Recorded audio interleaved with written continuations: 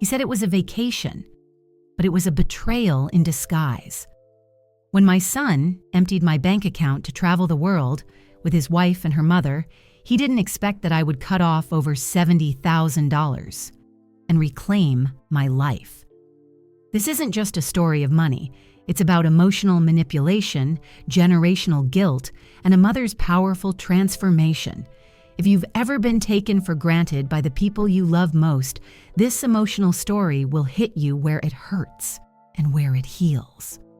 The phone buzzed in the early evening, and when I saw Marcus's name on the screen, I felt a flicker of hope. He messaged, "Mom, we have to cancel the family trip. Finances won't allow it. We'll reschedule later." I believed him. I swallowed the disappointment and nodded to myself, sure that the burden was real. After all, Marcus had never asked frivolously. He'd always been responsible, or so I thought. That summer, I picked up extra shifts, worked overtime, pushed myself further than I had in years, all to support the plan we all believed would bring us together. I told myself, this is temporary. We'll plan again soon. Meanwhile, I worked. I waited. I trusted. 3 weeks passed. The air stayed heavy with the promise of something that never came to me. Then one afternoon, I opened Instagram and everything cracked. The photos hit me like a slap in the face. Marcus, glowing in a white linen shirt, stood on the deck of a luxury cruise ship with Chantel by his side, her coral dress perfect in the golden light. Jamal and Naomi, my grandchildren, posed in designer straw hats, sporting smiles that hurt me more than any word ever could. And there, beside them, were Chantel's parents, Chuck and Eleanor Holt, toasting champagne in celebration of their unforgettable family vacation. Unforgettable. The word twisted in my gut. Unforgettable family vacation. But I was forgotten. I stared at the screen, unmoving. I didn't cry. I didn't lash out. I didn't demand explanations. I held the silence like a shield, though inside something shattered. The betrayal didn't come from absence. It came from how deliberately I was erased. Days later, at 7:01 a.m., my phone buzzed again. Marcus texting me, "Mom, I urgently need $6,000 credit card issue. I'll pay you back next month." I read those words over and over, $6,000. Urgently. The same word I'd heard years ago. I felt the tremor in my fingers as I typed the reply, "Ask your wife's family." Those 4 words changed everything. They severed years of silent suffering, of blind giving. They cost me decades of submissiveness, but they gave me something deeper than money could ever buy: freedom. Marcus tried calling 17 times that day. My chest tightened each time the phone buzzed, but I didn't answer. Beautifully, heartbreakingly, I ignored them all. Chantel sent a rambling message full of confusion, surprise, miscommunications, but I deleted it without reading the whole thing. That afternoon, I did something I should have done years ago. I walked to the bank. I closed the joint account we had shared. I canceled every card in their name. I blocked automatic transfers. Every last lane they had used to access my life was shut off. When I walked out, I breathed again. Not the shallow breath of someone just relieved. A deeper breath, as though I were stepping back into my own body, reclaiming space that had long been ceded. To truly understand why Ask Your Wife's family had such power, you have to know what led me there. How a 73-year-old woman who worked her whole life became the ATM for her own family. How a mother's love became a gilded cage she didn't know how to escape. It began 8 years ago after Earl passed away. I was widowed, reeling, left with a paid-off home, a modest pension, savings I'd built through decades of labor. I was lonely, vulnerable, and Marcus was my heart. Losing Earl broke me. Seeing Marcus's pain broke me again. A few months after the funeral, Marcus and Chantel came to visit. They sat across from me on my worn couch, the same one I sit on now, remembering every detail. Marcus reached for my hand with that tenderness I recognized. "Mom," he said, We want to throw Naomi a special sweet 16, but with the funeral and expenses, we just can't manage. Could you lend us $10,000? We'll pay you back in 6 months." Chantel nodded, her practiced smile shining. Temporary loan, nothing permanent. I believed in temporary loans. I believed in them from my deepest core. So I said yes. I wired the money the next day. I watched Naomi dance in a fantasy room of lights and laughter. Seated at the edge of the crowd, I felt pride. I felt love. I felt sacrifice. And I told myself it was worth it. They never paid me back. They forgot, moved on. And I never asked. Then came another request, $8,000 for a kitchen remodel, another $12,000 for Chantel's car repair, then $45,000 to send Jamal to a private university, $15,000 per year for 3 years. They always had reasons. They always had emergencies. I gave time after time, opening my account without question. Because that's what mothers do, right? Sacrifice without asking, give without setting boundaries. But somewhere in the flow of that giving, I lost myself. Their needs became expectations. What felt like support became the chain around my life. At times I sensed danger, new cars, quiet splurges, vacations, things that didn't match the stories they told. But the possibility felt too painful to face. I silenced doubts. I swallowed pride. I settled for crumbs of attention in exchange for being useful. Until that day I saw those photos, until those 4 words broke the pattern, until I closed the bank account, severed control, refused to be taken for granted any longer. Because when a mother understands that her worth is not measured by what she gives, not bound by what she sacrifices, she becomes untouchable. And that is where my story really begins. The next morning, the sun rose like it always did, indifferent to the storm brewing in my heart. I sat at my kitchen table, coffee in hand, pretending everything was fine. My phone buzzed. A notification from Instagram. I hesitated. My finger trembled. But curiosity, sharp and merciless, drove me to open it. There it was, Chantel's post, a carousel of images from a Caribbean cruise. Marcus in a crisp white linen shirt grinning under the sun, Jamal and Naomi laughing by the pool in designer straw hats, Chantel in a coral dress, haloed by golden light. And there, Chantel's parents, Chuck and Eleanor Holt, standing side by side, glasses raised in toast. A family portrait of sorrowful omission. The caption read, "Unforgettable family vacation." Unforgettable. The word made my breath catch. I studied each photo in brutal detail. The pristine decks, the fancy dinners, the turquoise water. Every frame screamed luxury and togetherness. And every frame reminded me that I was erased. There was no empty chair waiting, no mention of me in captions, not even a hint of apology or explanation. I kept scrolling. 14 photos, 14 captured memories, lives lived without me, lives which I'd helped sustain through countless transfers, silent kindnesses, sacrifices I never complained about, lives that turned my generosity into an invisible contract. Do as I ask, keep your silence, and I'll always be here. I stared until the photos blurred. My hands shook. I stared until I understood they had lied, not just about finances, about me. In the quiet after the scroll, I didn't cry.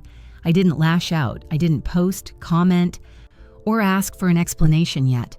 I just sat in silence, like a seed being buried, waiting, gathering strength underground. That afternoon, Marcus's name popped on my screen again. A text, "Mom, I need $6,000 urgently. My credit card issue, I'll pay you back next month." The audacity. After everything. He had the nerve to ask. My finger hovered. The impulse to reply, to explain, to break my silence was powerful. But I closed the message without typing anything. At that moment, silence wasn't cowardice. It was a declaration. Then the snapshots multiplied. New photos, new angles, the same trip, the same people, the same betrayal. I saw smiles, waves, cocktails on moonlit decks, no mention of me, no caption to apologize, nothing to soften the exclusion. I sat there, phone in hand. In that moment, I didn't feel small. I felt something shift, something that had been asleep for far too long. They assumed the mother would never break, that she would always provide, that she would always forgive, financially and emotionally. They assumed I had no backbone. They were wrong. After hours, I went to my photo album, the physical one.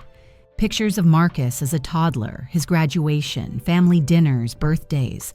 I placed those cruise photos side by side with my old pictures like a silent accusation. I traced Marcus's face in childhood, the same face now glowing in distant luxuries I was barred from. I touched the pages like someone touching a wound. I stayed quiet. No calls, no confrontations. The world around me moved on. People continued posting their lives, unaffected. But inside me, a tectonic fault was forming. Later, the phone buzzed again. Chantel. This time with a message full of pleading confusion. "Mom, you don't understand. It wasn't meant to hurt you. It was supposed to be a surprise. Please talk to me." I read it coldly. Her words collided against the truth I'd seen. I deleted without reading it fully.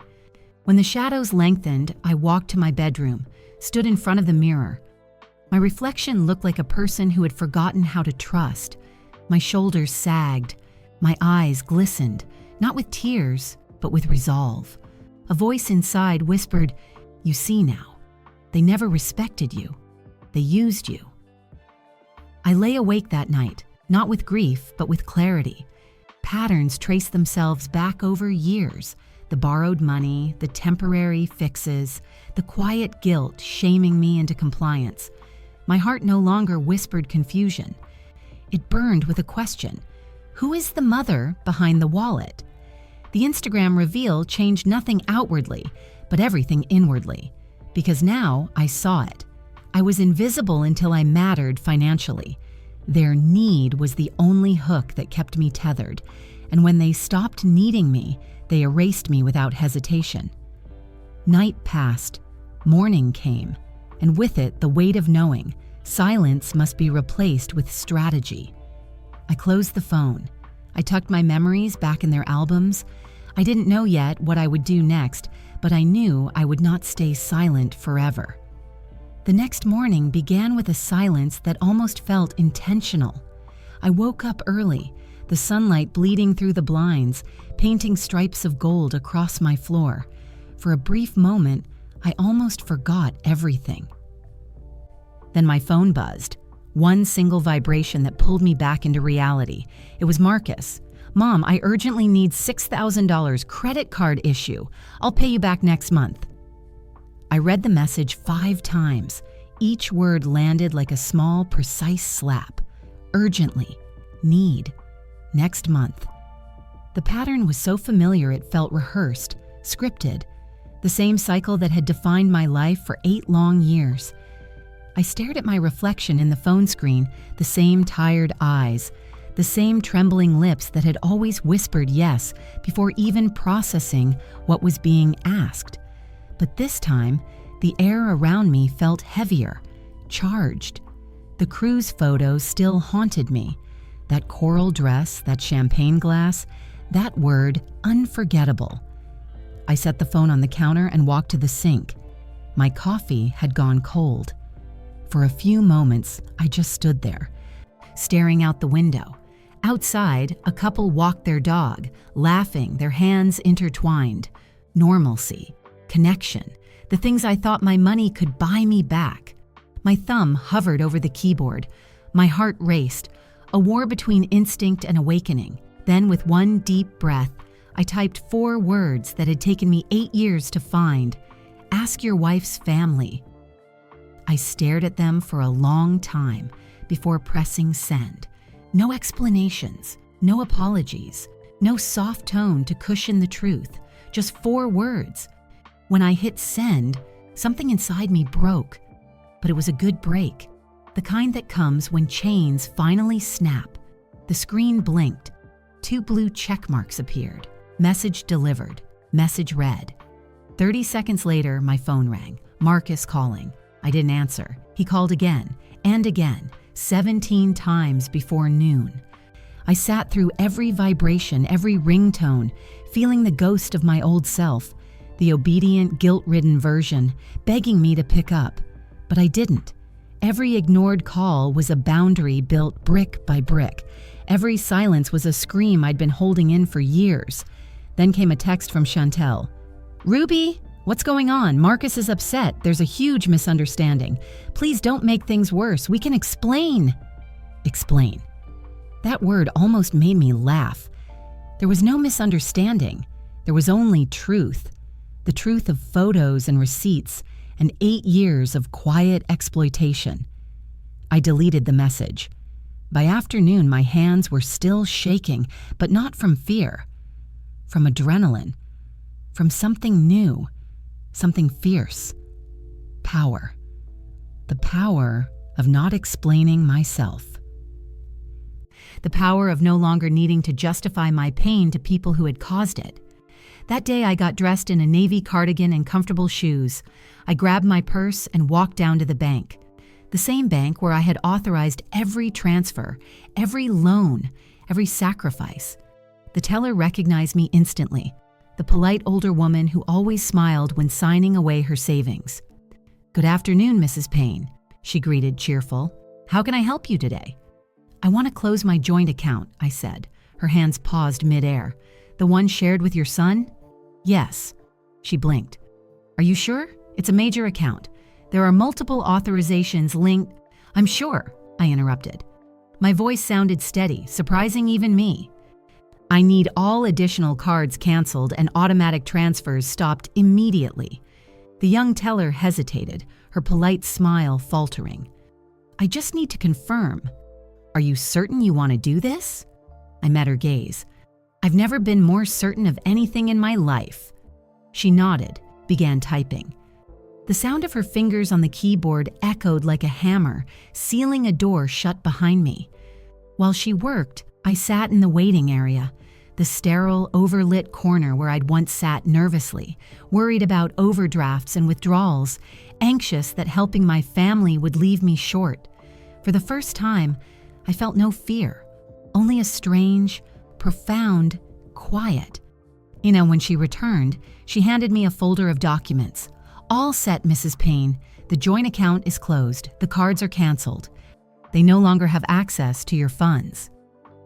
I took the papers, signed where she pointed, and said softly, "Thank you. I should have done this years ago." She smiled faintly. Better late than never. I walked out of that bank lighter than I had in years. It wasn't just my money I was taking back. It was my life.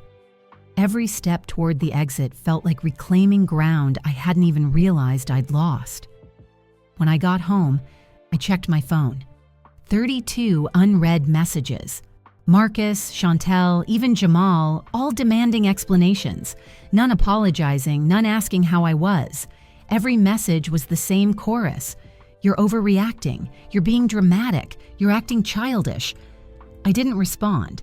Instead, I made tea. I sat at my kitchen table, the same one where I'd once written checks for emergencies. But this time, the table was quiet. No pleading voices, no emotional blackmail, just the hum of my refrigerator and the slow, rhythmic sound of my own breathing. That night, I slept better than I had in years.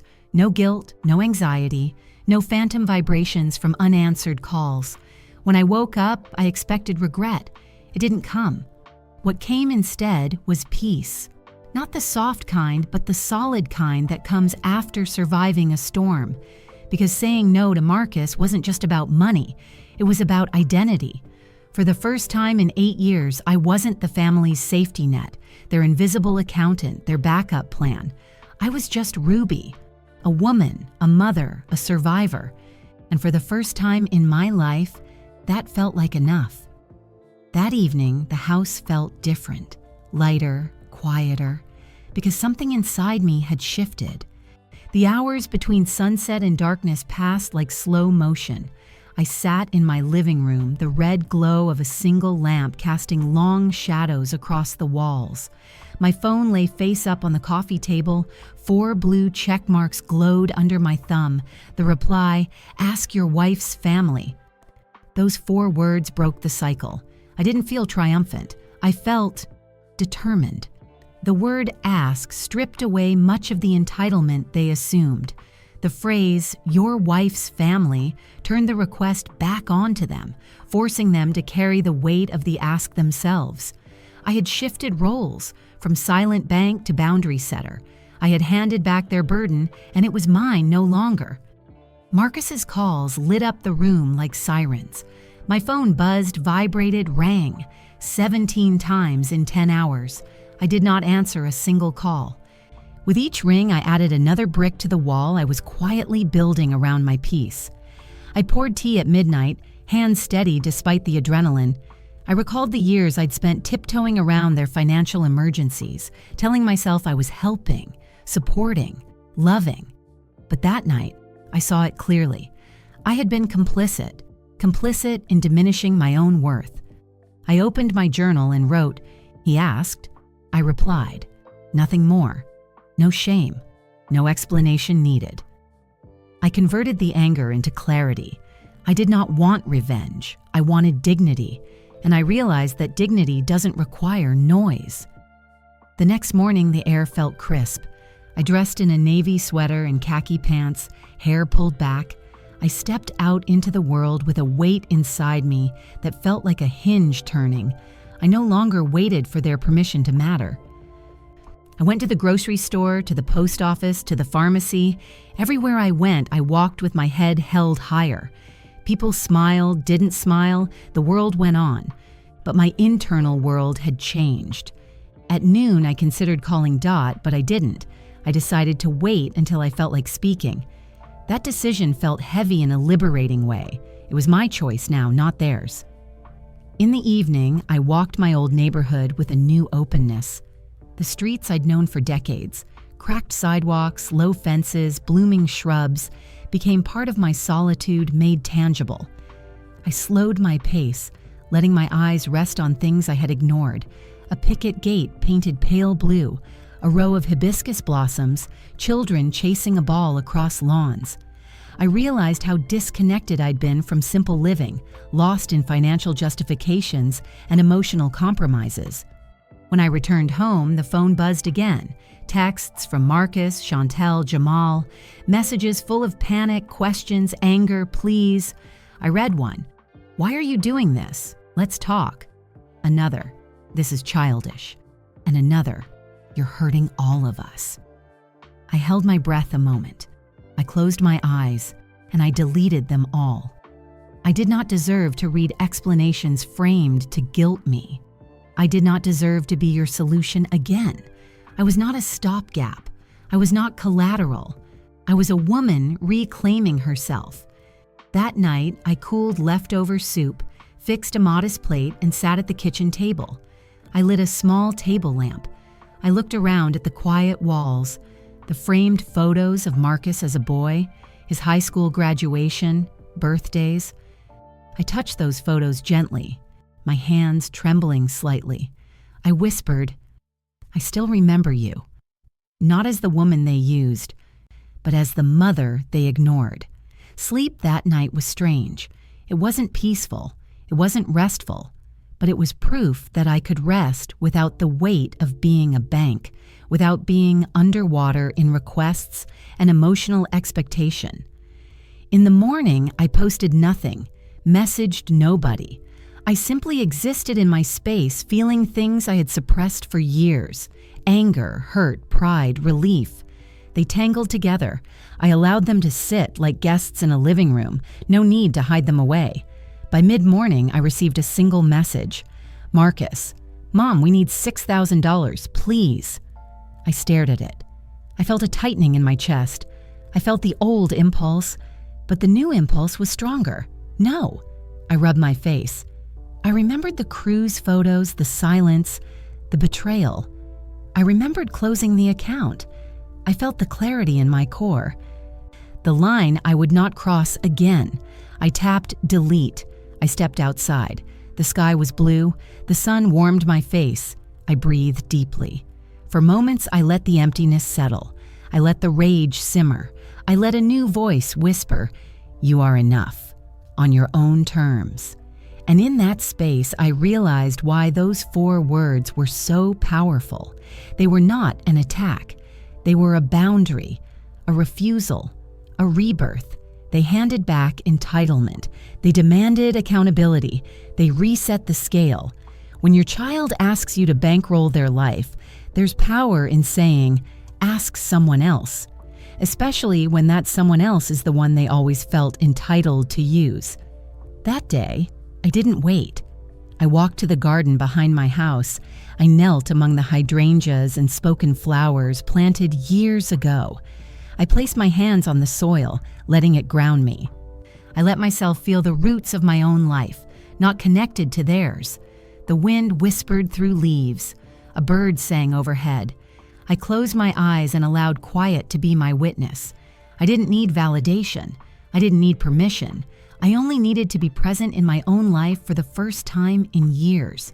Because in those 4 words, "Ask your wife's family," I found the boundary I had been missing, the turning point I had silently been waiting for. And with that boundary in place, I began to stand upright again. The morning light came soft and gray, pouring through my windows as if nothing had changed. But everything had changed. In the quiet of my living room, I sat with a cup of lukewarm tea, my mind drifting back over the years, back to all the times I'd said yes, back to every dollar I'd given, back to when giving was a disguise for being forgotten. After Earl passed, I was left with a home paid off, a modest pension and savings built from decades of labor, but I was also left with a grief so deep I needed something to anchor me. That anchor became Marcus. He was everything, my son, my purpose, my reason to keep going. I loved him so fiercely that I stopped seeing where love ended and obligation began. It started small. The Sweet 16 party for Naomi, Marcus asked, "Mom, could you lend us $10,000? We'll pay you back in 6 months." I remembered those words, how gentle he was, how convincing. Chantel gave me a nod, her smile rehearsed. It felt safe to say yes. I needed that moment of purpose, of usefulness again. I transferred the money. I watched Naomi dance under lights, felt tears behind my smile. I told myself it was a loan, that it would come back. I never asked. I never insisted. I forgave in silence when the repayment never arrived. Then another request, $8,000 for a kitchen remodel. Old pipes, rising damp. Then, when Chantel's car broke down, $12,000. Then university for Jamal, $45,000 stretched over 3 years. Every ask came with urgency, the kind of urgency that disguises entitlement as need. I opened my accounts time and again. I allowed my savings to shrink quietly. I gave not because I had to, but because I believed in them. I believed in family. I believed in their gratitude. And they thrived. They bought new cars, traveled, lived luxuriously in photos I'd never see. Chantel never asked for money in a blunt way. She whispered concerns. "Oh, Ruby, it's such a shame the trip is expensive. It's just not your kind of thing." She planted guilt with kindness. "It's a pity Naomi can't go on the school trip. Some mothers just can't afford it." She framed inequality as generosity, making me feel guilty for being better off. Marcus became masterful at making needs sound like responsibilities. He never demanded. He suggested. He never commanded. He asked with hesitation. He presented every request as a burden he didn't want to impose, but had no choice, and I always chose to bear it. I ignored the alarm bells. When I drove by their home and saw a shiny SUV I couldn't explain, I accepted his excuse. When Jamal posted beach photos, I calculated cost and told myself it was a one-off treat. When electrician bills never matched actual repairs, when their lifestyle didn't align with their supposed debt, I dismissed it as exaggeration. I silenced my doubts. I swallowed shame. I told myself, I'm helping. This is what mothers do. The kitchen remodel, the tuition, the car, every dollar felt like an investment in love, a down payment in loyalty. And I gave more, always more. Years passed. The river of my money flowed in one direction, from me outward. I had fewer for myself moments. I rejected self-care. I silenced ambitions. My identity shrank. The more I gave, the more invisible I felt. I became a source, a safety net, a quiet supplier of resources that no one credited me for. I hadn't noticed how tired I was until the Instagram photos arrived. Then I realized I had been existing to support their illusions. My life became an infrastructure for their choices. My presence only mattered when they needed me. Looking back, I see the pattern clearly. I see how I nurtured their dependency, how I normalized transactions in the name of love, how I dismissed my own threshold, how I believed love meant sacrifice without accountability, that Ella, the mother who gave without question, is not the woman who wrote those 4 words. The new Ruby learned that giving without boundaries is self-destruction, masked as caring. In that quiet after closing the joint account, I sat with my memories. The receipts, the texts, the ledger of silent loans. I counted $62,000 in total, $52,000, then $10,000 more, enough to change a life, or maybe change mine. Tonight I'll dream not of what I gave away, but of what I am reclaiming. After decades of giving, the harder betrayals weren't demands of money. They were the quiet shifts in tone, the hollow compliments, the poisoned supports that edged me into self-doubt. In the years before the cruise, Chantel and Marcus perfected a language of manipulation so gentle I didn't notice until it was too late. They never demanded. They suggested. They framed me as unreasonable if I even hesitated. "Mom, I know you've worked so hard." Or, "We don't want you to worry." Their requests came wrapped in empathy and obligation, making refusal feel like cruelty. One evening, when Marcus visited, he remarked, "You look tired, Mom. You should rest more. We'll pick up the tab for everything this week. Just relax." Chantel was in the kitchen, calm and warm. "Why don't you come with us tomorrow, Mom? It's just a small trip." The offer stung because it came from lullaby voices. I nodded, trusting their tone. The next morning, I transferred $3,000. Small, but part of the river I'd long drifted down. Chantel's comments struck deeper. She would observe the state of my home, the color of my clothing. "That top is so sweet, but I guess it's not your kind of style." Or, "I don't want to embarrass you by inviting you to dinner. They don't really dress up there." Subtle. But each comment hammered at my sense of belonging. I started wearing muted colors, hiding the nicer things I once bought for myself. I felt shame in prosperity. I remember a moment when I walked into their house. Chantel had reorganized my spot at the kitchen table, moved my chair, replaced the placemat. She greeted me with a smile. "We thought you'd like it better this way, Mom." I noticed the change but said nothing. My silence allowed the shift. They introduced needs disguised as family emergencies. My eyes grew tired. My heart grew weary, but I could not see the horizon of my own value blurred by their stories. When Jamal needed a tutor, I paid. When Naomi needed braces, I paid. When the roof leaked, I fixed it. Each time I believed I was helping protect them. I believed I was keeping the family afloat. Over time, the emotional ledger changed. My sacrifices no longer printed gratitude. They printed expectation. I began to second-guess myself. When I hesitated, they would remind me of the times I said yes. "Mom, you've always been so supportive." They weaponized my identity as a giver to shame me if I tried to stop. I remember a night when I asked Marcus for an explanation. "Why didn't you tell me about that trip?" He said calmly, "Mom, we didn't want to overwhelm you. You've got enough stress." Simple, kind. The words arranged carefully so that I would feel undeserving of knowing. I wanted to argue. I wanted confrontation, but the tone made me quiet again. That night, I lay awake, counting. Every transfer, every temporary loan that was never reversed, every small gift I gave until the gifts outnumbered the presents they had for me.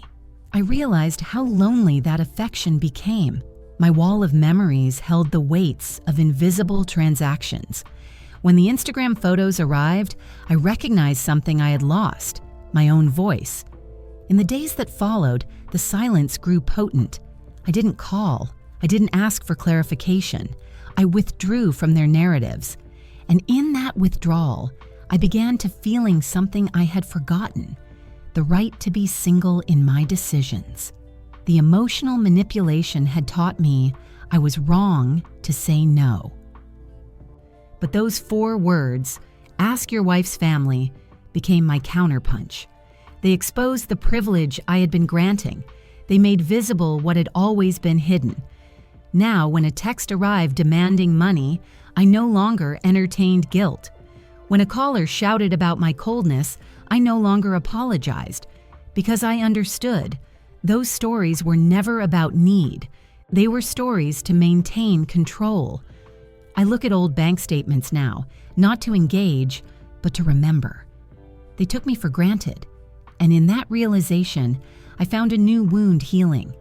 Because to see the poison for what it is gives the strength to step away from it. In the quiet that now belongs only to me, I plant seeds of boundaries. I breathe deeper. I grow. Because sometimes the hardest growth comes from refusing to be complicit anymore. The morning light seeped through the blinds in wavy slats, making the dust motes dance against the walls. I sat in my chair, coffee cooling in my mug, as my thoughts drifted back over the months before the cruise. That quiet period when the structure of their world began to show fractures, silent at first, then widening like cracks in glass. It began with small inconsistencies. I noticed a gleam of a new car parked in their driveway, its paint still fresh, its wheels polished. When I asked Marcus, he said it was borrowed from a friend. But soon after, I glimpsed Chantel driving it. She told me the loan arrangement was from family. I replied with a muted concern. The moment passed, but the crack had formed. Then came another, Naomi's class trip photos. I questioned Marcus, gently. He said it was funded by a sponsorship. But I did the math. The tickets, hotels, meals, all overpriced for that trip. I knew that expense couldn't align with their financial strain narrative, yet I swallowed my doubt and said nothing. I didn't question my right to know. A few weeks later, Chantel invited me to a family dinner, just us, but only her side. I asked Marcus about it. He said it was more comfortable that way. You know how they are, he said.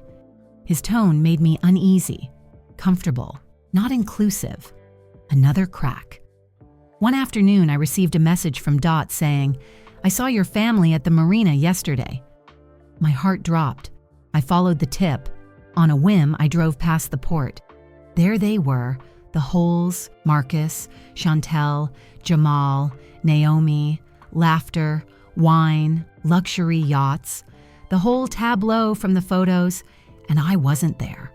My absence echoed louder in that image than any explanation. The cracks started to widen after that. Conversations changed. Texts came less inquiring, more demanding. Mom, can you pay this? Never softened into, how are you? Anymore. The baseline of family talk had shifted to requests, reports, justifications. I noticed I didn't know their daily lives. I knew their needs. Old friends commented behind my back, I see you're giving a lot lately. I brushed it off. But inside, I bristled. No one saw how invisible I'd become. They only saw the generosity they'd grown accustomed to. At home, I found missing checks, receipts I didn't authorize, auto withdrawals I hadn't expected. I examined my statements and saw patterns. Transfers timed for vacations, accounts with charges for things I never purchased, subscriptions for services I never asked for. I didn't immediately connect the dots, but the pattern whispered, I was being spent. One evening, while cleaning the house, I moved aside a stack of mail and found a glossy brochure. It advertised a high-end resort package. The photos, a tropical escape, looked eerily familiar. I realized it was the same cruise line Chantel had posted. I held the brochure tight. My chest tightened with betrayal. That night, I lay awake, listening to silence thick enough to taste. Memories of years of support pressed me. I allowed the tears. But the tears were different now. Not pity, not guilt. They were clarity. I was weeping for the illusions I had swallowed. The next day, I found a message from Jamal on one of those quiet social media accounts I rarely check. "Grandma, I saw your Instagram post. Looks like they had a great time." He didn't ask why I wasn't included. The omission was accepted. I felt a deeper stab. Even my grandchildren had absorbed the idea that my absence was normal. In my heart, I had begun to accept that being omitted was not an accident.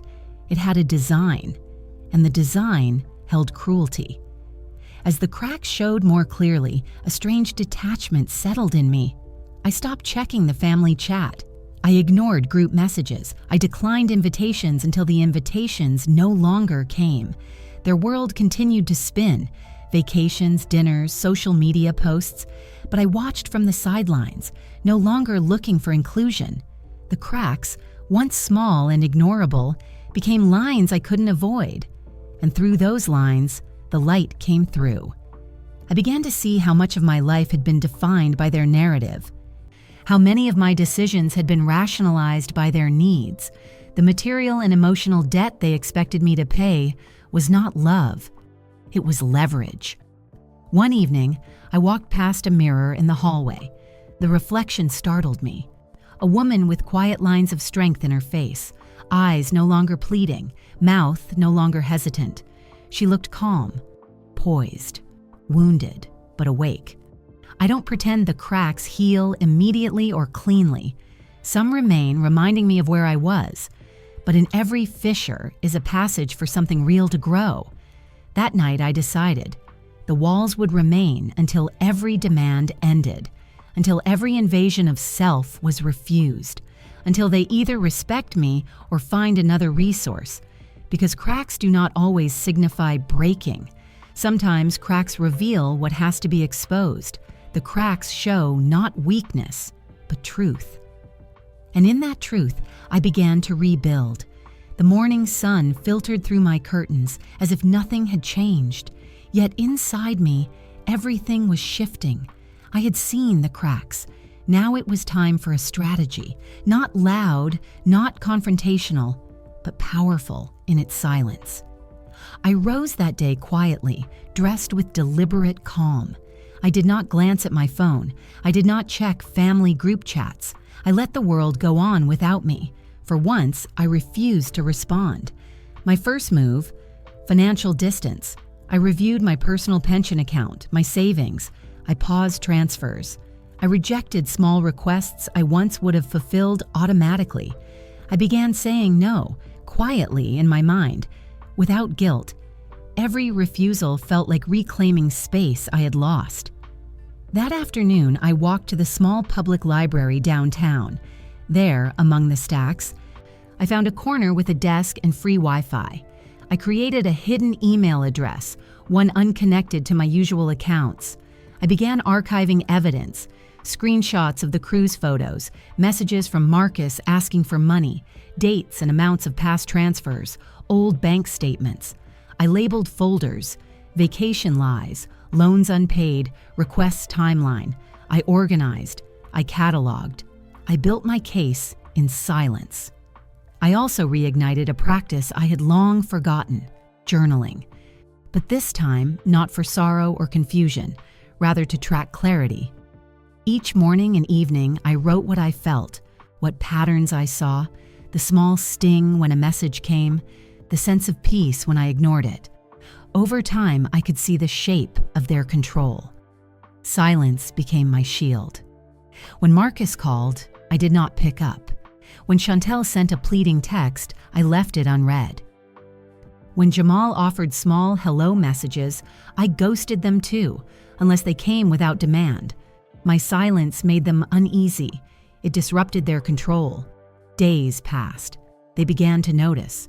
Marcus texted fewer times, the tone more urgent. Chantel sent one message, "Ruby, please, let's talk." I opened it, read it, then deleted it. No response, no breakdown, no pleading. One evening, the doorbell rang. Marcus stood on my porch uninvited, phone in hand, face hard. I stood in the doorway and listened. He tried to justify himself. "Mom, we needed to surprise you. It was harmless." I closed the door gently. "Silence is my answer," I said, and walked away. The click of the lock echoed behind me. He lingered a moment in the hallway before retreating. That afternoon, an unexpected email arrived from Chuck Holt, Chantel's father. He wrote that he had only just learned of the cruise, apologized, and said he regretted how things had been handled. He said Chantel meant no harm. I replied with one brief sentence, "Thank you. That means something." No demand for apologies. No invitation. Word of that email spread back to Marcus, who tried to use it as leverage. "See? Dad supports me. You're isolating me." I said nothing. I let silence answer. Later that day, I received a plain, unmarked envelope on my porch. Inside, old photos of Marcus as a boy, cards I had sent him, and a handwritten note of apology with no signature. I laid them on the dining room table. I touched the photos with gentle fingers. I felt the weight of memory, but I did not let them force me back. My world outside continued. I planted small houseplants.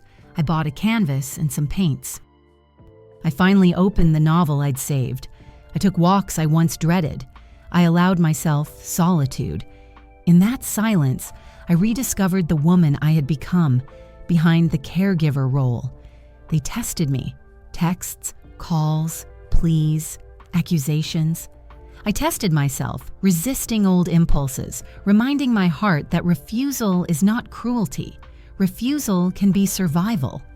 At dusk, I walked into my garden and sat beneath the hydrangeas.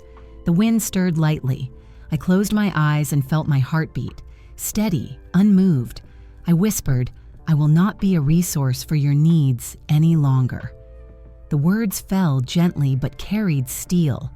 That night, I slept with no fear, no anxious waiting, no phantom vibrations, just rest. My strategy was silent, but it was strong. In the days ahead, they would try more. They would escalate. But by then, I would be ready. Because the silent strategy had already claimed a victory. I had turned my absence into a boundary, my silence into a statement, my refusal into integrity. And in that quiet strength, I knew their world would have to reckon with me, not as a giver, but as a person worthy of respect. It came on a Sunday afternoon, quiet, ordinary, deceptively simple. I had just finished folding laundry when a knock echoed on the front door, not rushed, not violent, just persistent. I peeked through the curtain. Marcus stood there. His face held none of the usual confidence. It was tight around the jaw, his eyes shadowed and searching. He wasn't alone. Chantel stood beside him, her arms folded defensively across her chest. Jamal was in the car, staring at his phone, avoiding the confrontation entirely. I considered not answering. I could have stayed silent. But something in me stirred, not out of guilt, but clarity. This was not about them. It was about finally claiming the voice I had been suppressing. I opened the door just enough to lean into the threshold. Marcus cleared his throat. "Mom, we need to talk." "Then talk," I said, not moving aside to let them in. Chantel frowned. "Is this really necessary? Making this cold? After everything?" I stared at her. "Cold would have been pretending nothing happened. This is honest." Marcus tried to soften. "We didn't mean to exclude you. We thought the cruise would be too much." "You thought," I cut in, "that I was good enough to pay for everything, but not good enough to be there." The silence between us was heavy. He exhaled. "We didn't use your money for the trip. That was Chantel's parents." I raised an eyebrow. "Then why did you ask me for $6,000 the day after you arrived?" His face flushed. He had no answer. I continued, voice steady. You've asked me for over $70,000 across the years. There was always a reason, always a crisis. And I always gave. But giving became expected. My worth to you became my wallet. Chantel scoffed. We're family. Families help each other. No, I replied firmly. Families respect each other. They include each other. They don't take until someone has nothing left. Marcus stepped closer. Then why now, Mom? Why shut us out like this? What changed? You did, I said. Or maybe I finally saw clearly. I realized I was raising a man who no longer saw me as a mother, but as a fallback, and that realization broke me. His eyes welled up, but I didn't flinch. You hurt me, I said, not just with money, but with silence, with lies, with decisions made without me, and then expect me to clean up the pieces. Chantel looked away. Marcus swallowed hard. I'm sorry. I know it doesn't fix anything, but I am. I believe that you're sorry, I said. But I also know this apology is born from the absence of help, not from understanding the depth of what you've done. I took a deep breath. From this moment on, things will change. I've closed the joint accounts. There will be no more automatic transfers, no more late-night emergencies that only I can solve. Chantel stepped forward. So, you're cutting us off? I'm setting boundaries, I replied. Healthy ones I should have set years ago. Marcus ran his hands through his hair. And what about Jamal? Naomi? They'll feel punished too. They are welcome here. I'll always be their grandmother. But they will not be taught that love means blind sacrifice. They will learn balance. They will learn respect. There was silence again, this time different. The weight of truth hanging in the air, undeniable and solid. You're really serious, Marcus whispered. I've never been more serious in my life. Chantel shook her head and turned to leave. Marcus stayed a moment longer. Mom, I didn't mean to lose you. I softened for just a moment. You haven't, but you've lost access to the version of me who allowed this, the one who stayed quiet. That woman is gone. He nodded once, slowly, then walked away. I closed the door and leaned against it, my chest heaving, not with sadness, but release, not with fear, but freedom. That night, I wrote in my journal. I faced them. I didn't cry, I didn't scream. I spoke, I set the line, and I didn't cross it to comfort them. I slept deeply that night, like someone who had retrieved a stolen part of themselves. Because confrontation wasn't the war I feared, it was the boundary I needed. And in drawing that line, I found peace. Weeks passed. The silence that once felt sharp and unsettling slowly became soft, even comforting. I still received the occasional message, Marcus asking to talk, Jamal sending memes, Naomi with a vague, miss you. But they all lacked the weight they once carried. They no longer demanded. They simply reached. I responded selectively, kindly, but with clarity. In those weeks, something beautiful happened. I didn't expect it. I didn't plan for it. But it grew, like spring after a long, harsh winter. It started with Naomi. She arrived unannounced one Sunday morning, holding a small bouquet of sunflowers and a shaky smile. She didn't bring a request. She didn't bring guilt. She brought silence and space and a single, sincere question. Can I sit with you, Grandma? We talked about everything and nothing. Books, her college classes, a boy she wasn't supposed to tell her parents about. We laughed. We watched the clouds shift through the window. And when she hugged me before leaving, she whispered, I'm sorry they made you feel small. That moment cracked something open in me. Not pain, relief. Later that week, Jamal called, not to ask for anything, but to share a win. He'd gotten a new internship. I did it without anyone's help this time, he said proudly. I wanted you to be the first to know. Marcus took longer. He stopped showing up, stopped calling daily. I heard he'd started taking therapy sessions, something I never imagined he'd do. Chantel, I learned, was spending more time with her parents. Their marriage, I suspect, was straining under the weight of years of convenience and expectations. Then one morning, a letter arrived, handwritten, from Marcus. Mom, I've been thinking about everything. The money, the trips, the way I always assumed you'd be there. Not just financially, but emotionally, physically, spiritually. I used your love like a credit line. I took withdrawals from your soul and I never checked your balance. I thought you'd never say no. I get it now. And I don't want anything. No second chance. No money, no fixing. I just want you to know I'm working on myself. If someday you feel ready, I'd love to just sit on your porch. No agenda. Just be your son again. I folded the letter carefully, placed it in the drawer beside the photos. I didn't call him, but I kept the letter. Redemption, I learned, doesn't always come in grand gestures. It isn't sudden apologies or dramatic reunions.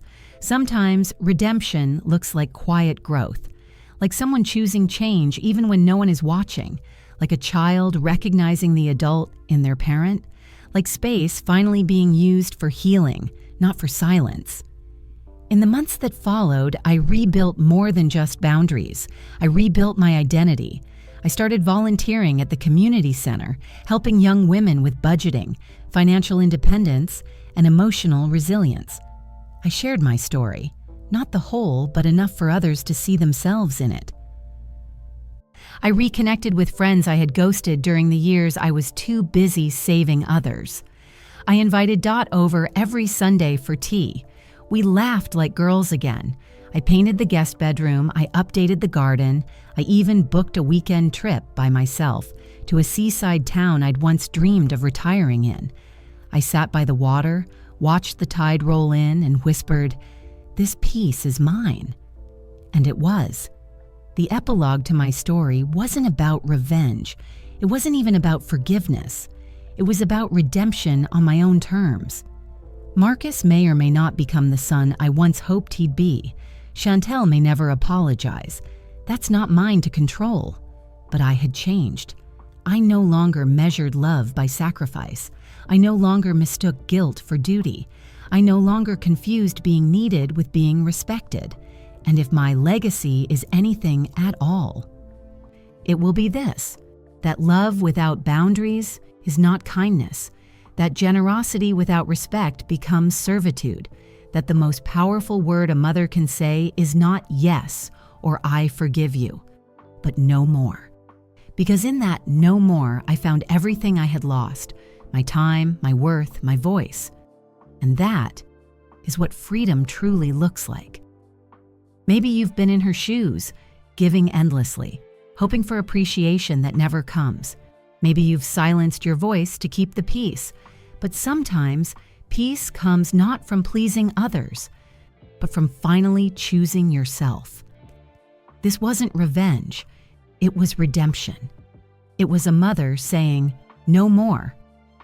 And in that quiet, powerful moment, she found everything she had lost: her time, her dignity, her life.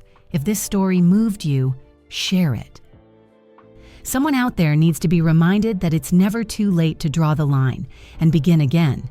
Don't forget to like, comment your thoughts, and subscribe for more true inspired stories that reveal the truth behind the curtain.